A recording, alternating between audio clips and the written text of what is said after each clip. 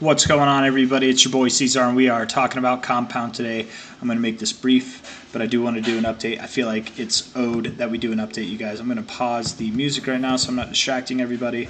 But looking at it, yes, we've gone below the level that I was looking to find support at, which was $77. We absolutely did demolish that yesterday with yesterday's close at $66.50.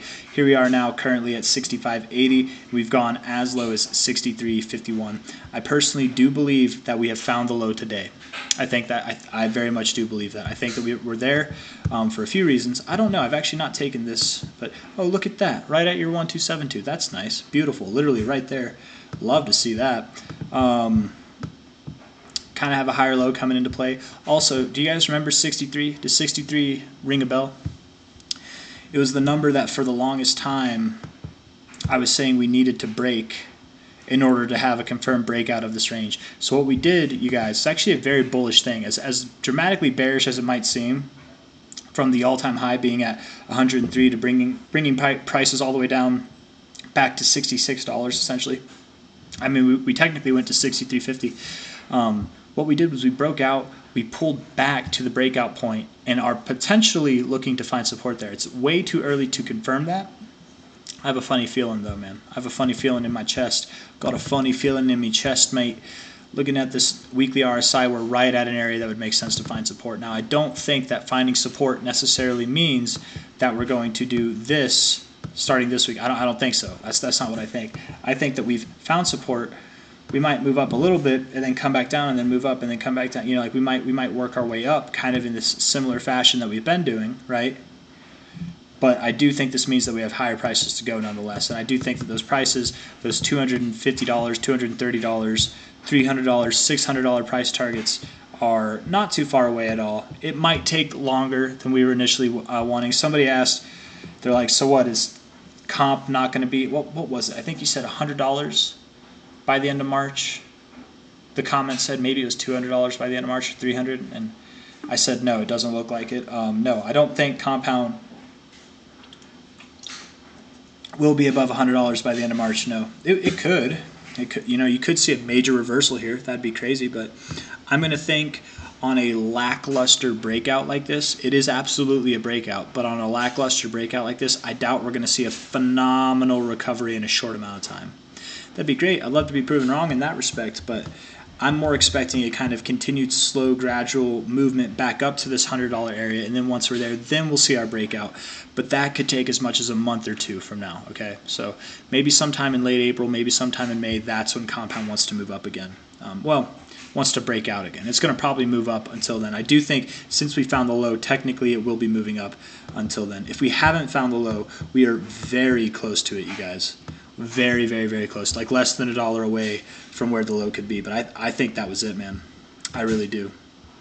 But if I'm wrong, we're still close to it either way. So I hope nobody panic sold. I hope everybody's fine. I have not sold a single ounce of my Compound. I think it's going to do very well. It's just going to take more time, and that's okay, man. For anybody that wanted to buy some down here, well, guess what? You got your wish. It came back. You're able to buy it below $70 again. So load up on the cheap on the weekly RSI, man. This is a very bullish-looking weekly RSI. It's extremely bullish-looking. Do not kid yourselves. The daily RSI is all the way down here at the oversold zone. You could go a little bit lower. You could. Going to the oversold zone itself is not uncommon. But look at that. You found support right above it before. Maybe we find support here. If we put a line right at that divot, you're like right there now, man. If you close today green, you'd have that same bounce. So overbought, went below the 50. I mean, this thing has been resilient, hasn't it? Maybe we don't have to go to the oversold zone. I don't know. 3 hour looks good with the bullish divergence forming. Lower low, higher low coming in. Yeah, man.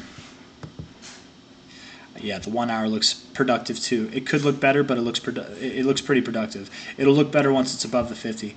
But I have a funny feeling, guys, calling it now, calling it today, where literally in this 4 hour candle, we just formed the low. That's it right there at 63.51. If it's not the low, we are going to go below it by less than $1, and that's my genuine opinion. I think we're about to see a spectacular recovery in Compound, or I should say we're in the midst of that. We might be recovering for a few weeks, a few months, maybe like a couple months or something like that, or at least a month, I would say. consolidating to the upside, and then once we get up to that $88, $90 area, then we're going to see the phenomenal movement up to that $230, $250, $300, $600, who knows, price area. That's my expectation. So if you guys like the video, hit that like button, subscribe if you want to see more. I very much do appreciate all of you for coming.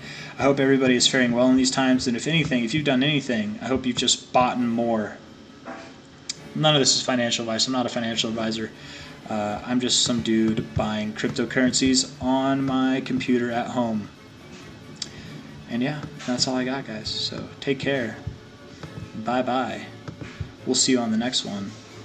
I know there's a couple of you. There's one guy, Chris. Chris, what's your name? Chris Wild Fong. You want me to do a comparison to Aave? I will. I actually have plans to do a comparison. I don't have time tonight. Unfortunately, I don't. But tomorrow I hopefully will. I'm going to try to manage my time better.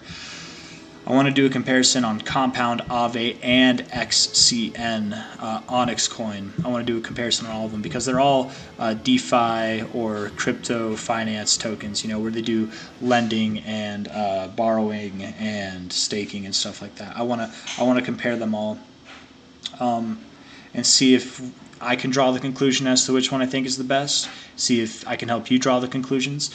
See if I promote some new information that maybe you don't know about. And maybe I leave some stuff out or I get some things wrong and you guys leave it in the comments that I don't know about or that I got wrong. And then in the next video I can rectify that and adjust. We can all learn and grow together.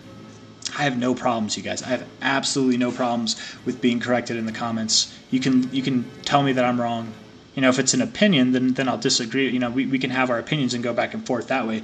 But if it's a fact and there's something that I just don't understand and that I'm missing, I appreciate that. Because then I don't carry on saying the same incorrect stuff, filling your heads with the incorrect stuff. I try my best to know what I'm talking about, but there are things sometimes that are beyond me in this crypto space that I think I understand, but maybe I'm close to it, but I just misunderstand it, or maybe there are things that I miss as well, and you guys include that, and your input is very valuable. So with that, again, I really do appreciate any comments you guys leave.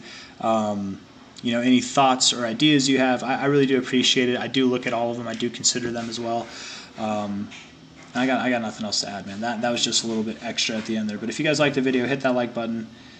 And Chris, I will be doing that soon, man. Mr. Wild Fong, I will be doing it soon, just not tonight. Hopefully tomorrow, and if not tomorrow, within the week, man. The thing is like the busy time of the week for me is coming up right now. This next 4 days is going to be busy, but I might be able to do it tomorrow. So we'll see.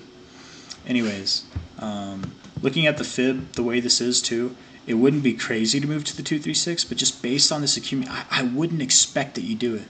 But to be fair, accumulation range set aside, going from your 382 to your 236 is actually a very healthy thing in itself too. So maybe we go all the way back to $56. I don't know. It's still not over if it does that because it's still a higher low. Okay, but I doubt it. I just doubt it. It would be weird to break out of this accumulation phase just to break back into it. That would be weird to me. But anyways, guys, take care. Bye-bye. See you on the next one.